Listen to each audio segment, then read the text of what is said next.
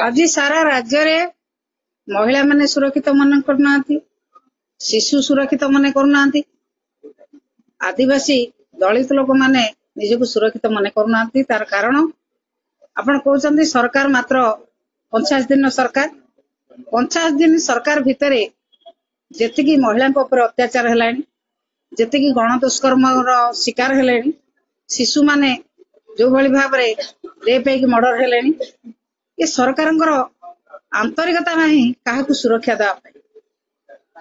पश्चिम बंगाल जड़े डाक्तर को मारिके जो भली भाव गण दुष्कर्म करी हत्या करागला, से सारा देशर आंदोलन होची। आमे समस्त दुखित। समाज जड़े डाक्तर को हरैला एवं गोटे महिला को हरैला। महिला माने होचन समाज पाई संपत्ति। से जो भली भाव आईन आनिले एवं जो भली भाव सेठिकार माननीय मुख्यमंत्री आईन आनी से आईन आणतु ओडिशा सरकार आणु एवं सेठी बीजेपी कर्मी माने जतिकी तत्पर है कि आंदोलन कर भाव आंदोलन एठी 4-4टा घटना है कहीं हो ना।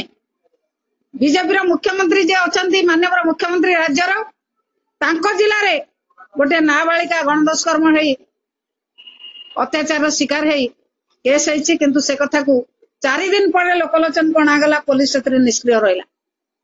रेमुणा घटना रे जदि पुलिस सक्रिय भाव में काम करता से लोक बंची जाता, से झीटी बंची जाता।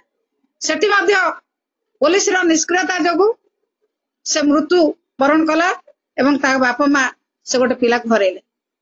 संबलपुर जो झीटी मला जेहेतु दुष्कर्म शिकार है मरीगला पुलिस तार डेड बॉडी के धरी 4 दिन पर्यंत 4 घंटा पर्यंत बुलिला। को मशाणी कौन सी गाँ मशाणी अलाउ कले नहीं शव संस्कार करने। पुलिस नहीं पुणी गोटे सरकारी जगह अन्य जगह संस्कार कले। ये चलो सरकार उद्देश्य कौन कि भाव सरकार 5 वर्ष पूर्ण करेंगे। 3 मास भीतर जदि एतिकी अत्याचार है महिला शिशु आदिवासी ये सरकार भविष्य जलजल की देखा जाउची। ये आईन आणंतु एक दृष्टांतमूलक कार्य ग्रहण करंतु। दृष्टांतमूलक आईन आणिकी ये जिनस को बंद करने आम आज दाबी करूँ।